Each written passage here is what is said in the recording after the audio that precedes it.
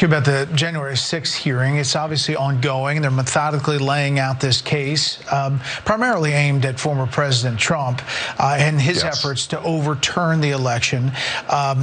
This specifically today about talking to state authorities about putting in different electors and decertifying elections in different states.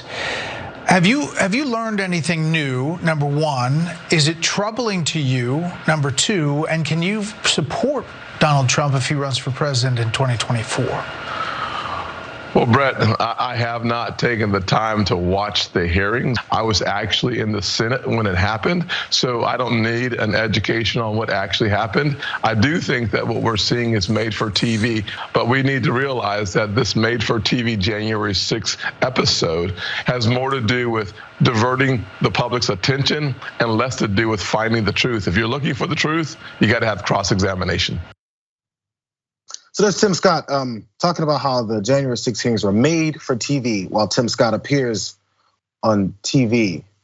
Weird how that works, but either way, this South Carolina Republican senator has revealed that he has all these opinions about what happened on January 6th because he was there. He was actually in the chambers when it was going down. So he doesn't need to see anything about the planning, the execution, the backdoor dealings, the calls to each state that he wanted, that Trump and Giuliani wanted to overturn, the rabid nature of the people that ran in there and said they want to kill certain people. I guess Tim Scott's name wasn't on their list, so who gives a damn, according to Tim Scott. So he also saying that he hasn't changed his mind on anything with President Trump because who cares? I haven't listened to any hearings. Maybe this part about those hearings he wasn't listening to because this would definitely make anyone with a brain change their mind.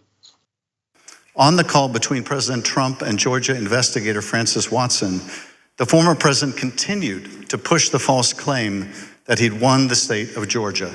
Let's listen to that part of the conversation. You know, you have the most important job in the country right now because if we win Georgia, first of all, if we win, you're going to have two wins. They're not going to win right now. You know, they're down because the people of Georgia are so angry at what happened to me. They know I won by hundreds of thousands of votes. It wasn't close. And in this next clip, he told this state law enforcement official that she'd be praised if she found the right answer. Hopefully, you know, I will. When the right answer comes out, you'll be praised. I mean, I don't know why. You know, they made it so hard. They will be praised. People will say, "Great," because that's what it's about—that ability to check and to make it right. Because everyone knows it's wrong. There's just no way. Trump was talking to an election investigator about those numbers and the things he was trying to promote and push. Remember, he spoke to Brad Raffensperger again in Georgia about finding 11,000 or so votes to make sure we can get beyond this hurdle. Everything's set up specifically for himself, not based on anything, this reality. So now he's leaning on the investigator to also do the same. And remember those the types of words he used there. You'd be seen as people would praise you. So he's trying to dance around the whole thing. We need you to cheat. I need you to flip this election for me. I need you to do these illegal activities. They're gonna praise you. You're gonna be greeted as a queen. This is gonna be wonderful for you. All these the evil nature of this guy is off the charts. So with that in mind, Tim Scott, not seeing any of that, would still be all about Donald Trump because he was in the Capitol that day. That's his reasoning behind it. I think the reason behind it is he doesn't want to actually see the truth because then he'd have to answer questions about what we're seeing here. Graphic number 2, you guys. This might be another reasons why he's okay with Donald Trump. Senator Tim Scott signaled an openness to being Trump's 2024 running mate. Wow, everybody wants to be on President Trump's bandwagon. Here's that quote in full from that Fox interview. I do remember this. He says, "I think everybody wants to be on President Trump's bandwagon without any question. One of the things I've said to the president is he gets to decide the future of our party and our country because he's still the loudest voice." So of course, someone with aspirations of being close to that much power and the voice of the party definitely wants nothing to do with finding out that person's a hot piece of garbage. Maybe you should ask Mike Pence. He was his vice president. How did that work out for him? What are your thoughts, Yaz?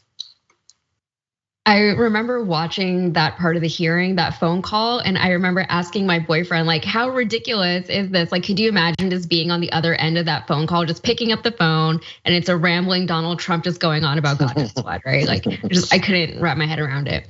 But to what Tim Scott was saying. Well, first of all, the anchor on Fox News, he was asking, is this nothing new? Like, there's nothing new. Nothing new has come out from these hearings. That's the problem, right? If we knew all of this already, if there's nothing new here, the answer isn't, it's nothing new, let's just go on with our day. There's nothing new. Why hasn't anything been done about it yet, right? We have to do something about it, right? And Tim Scott, he was like, well, I'm not gonna watch it. It's all made for TV.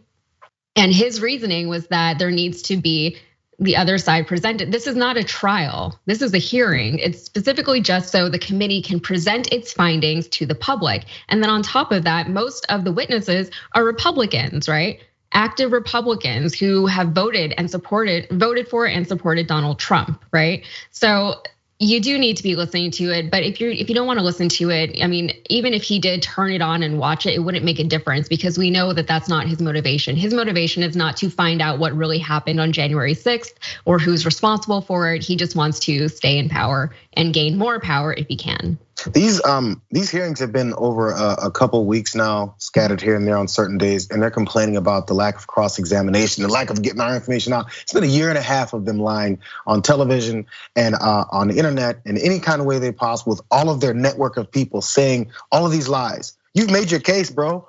Time for other folks to tell you the reality. That's what they have an issue with. The case has been made. You've been saying it constantly. We've been hearing it. It's a lie. That's their problem.